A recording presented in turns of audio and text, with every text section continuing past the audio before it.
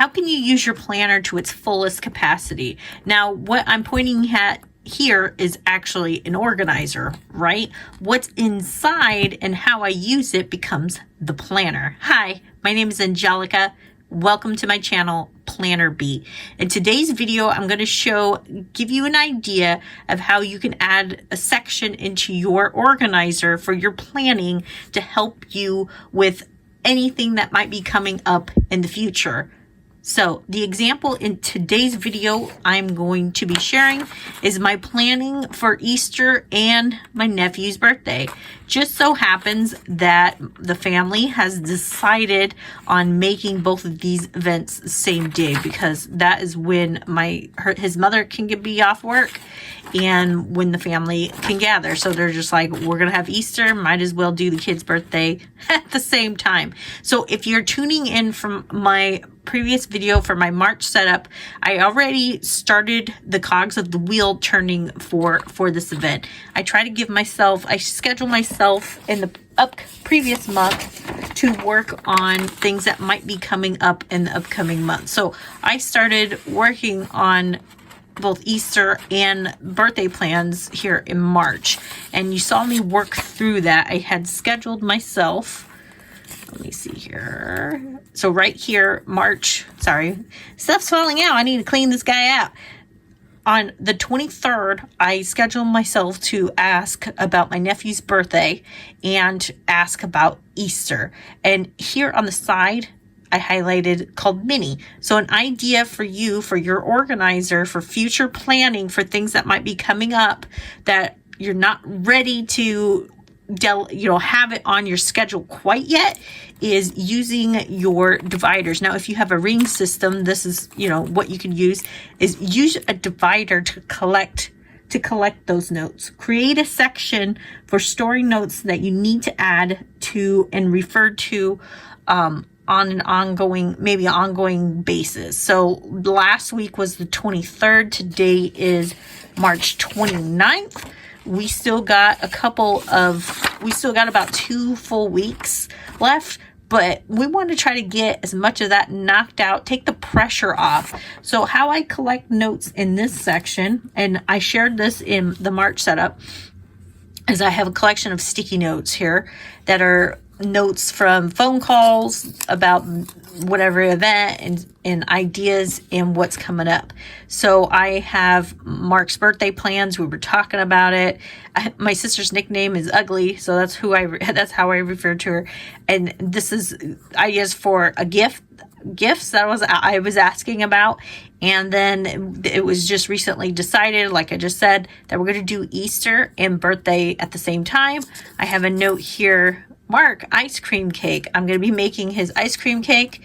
And then I already have the idea and list going for what I need to be bringing. The event started as a picnic for Easter. So now we're still going to be doing the picnic, but now we're going to be having the ice cream cake and I need to get a gift. So I'm going to create a sheet here. It's only March 29th. We still got 2 weeks away, but I need to work on that birthday for the next couple weeks. So I'm already done and ready and set for when it comes, it's already knocked out. So pre-planning and having these notes in a designated spot. If you have that spot in, maybe for us, for ring planners, it would be, delegating a divider. I say mini because it's like a mini project. It's not a full scale event that has multiple cogs like maybe Christmas does, but it has a couple steps, and I want to make sure I collect those notes in one spot. So when I'm following up, when I'm scheduling myself to buy his gift and then go get the supplies for the ice cream cake, I know where I have that information at. If you use, hit the tripod. If you use a bound book, I have for idea is find a page that you're not using in that bound book, like a title page or something, or the inside cover, and you can collect these notes here. In the planner community, that would be called collections, where to store that. Now, those collections are typically, people have like 25 books I read for 2025 or movies watched or something. not all of them are functional. These are functional lists. They have a purpose, and this is helping you to keep it out of your brain and put it on paper so you can build trust in your planner system. So you're making this work as your brain. You're making it work for you. So if you use, I have a note actually here somewhere.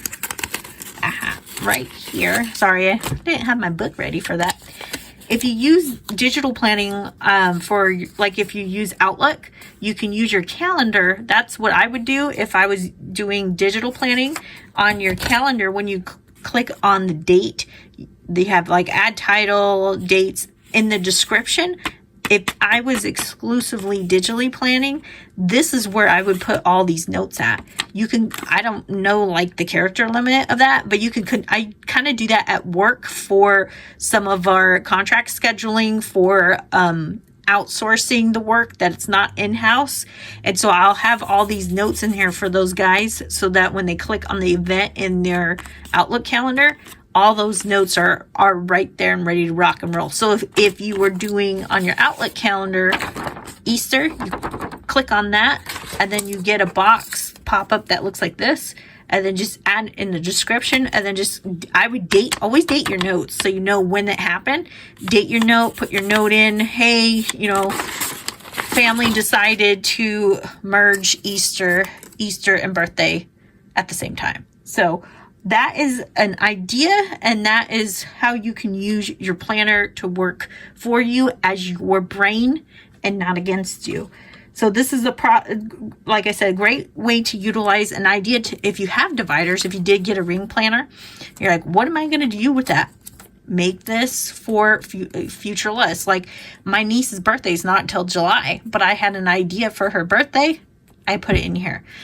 My best friend's son's birthday is coming up. Let's get rid of this note. His birthday is like right before, it's the Saturday before it's the Saturday before all this. So this week is going to be super jam-packed for me. But I have gift ideas. I haven't purchased it yet. I have a sticky note here. Cause yeah, that's what I was going to be doing sometime today or tomorrow. Either ordering that gift or scheduling myself to go out and shop for that.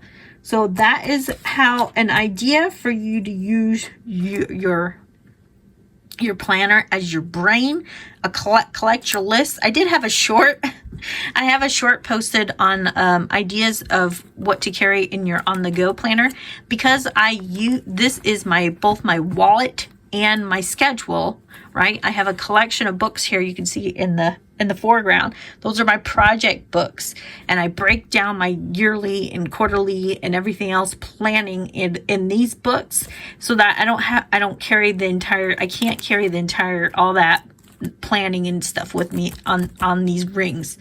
It's possible, but I don't want to, because I don't want to carry my entire life with me at all times. But that's the idea. And another example I could share here, which is a follow-up to that shopping list video that I have, is a short, is future shopping lists as well. So when it gets closer to the Easter for me to shop for that stuff, I'll probably be scheduling myself around this time to shop for the food items and stuff like that. I'll put it in either this section, or it will go on my running active shopping list, which I keep clipped at the back of my planner here. This is my groceries and stuff like that. I'll either put it there or it'll go in here. So I have which branch seminar. I've shared this before in past videos, where I cook the first Tuesday of the month. We have these meetings that are like 2 hours long for our guys at work, and I cook breakfast for that. So that hasn't happened yet. We are on, I have all these calendar pages, excuse me. We are on the 29th. So that doesn't happen until the Tuesday. We're like 3 days away. But I had myself scheduled for that right here on the 28th. Sorry, I got stuck here, where it says branch seminar prep, and that is, and you can see it, the flow of that, and that is this guy right here.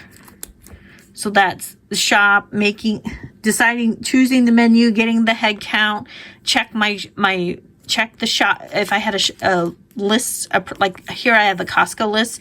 These are things I could see in my inventory that I need. So if we needed something like that and it wasn't close to the seminar, I would have a list here that would be that branch shop list of like if we need forks or plates or something.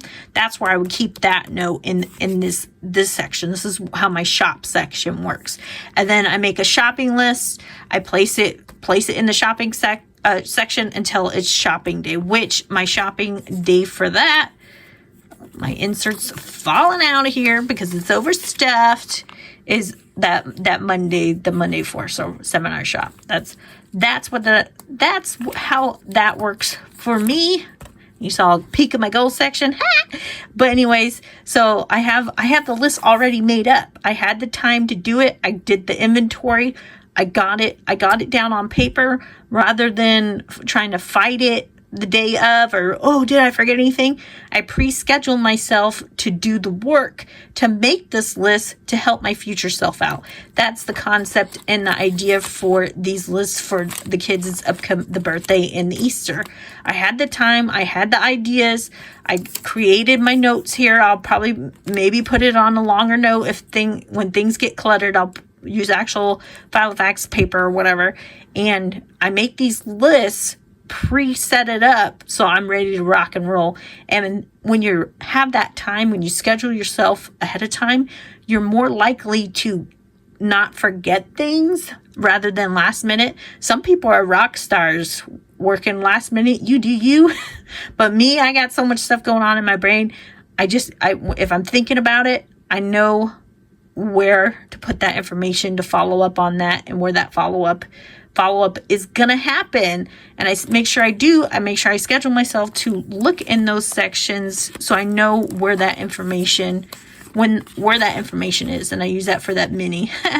I got a new tripod, so I'm leaning over, so I'm still kind of getting used to that, and so that's why the sheets are falling out. So I hope that was a good, well enough explanation for you. I didn't have a minute to show my April setup, and I wasn't going to, but as I was sitting down to follow up on these notes, I was like, hey, this is a great idea for folks for utilizing their planners or calendars in their fullest capacity.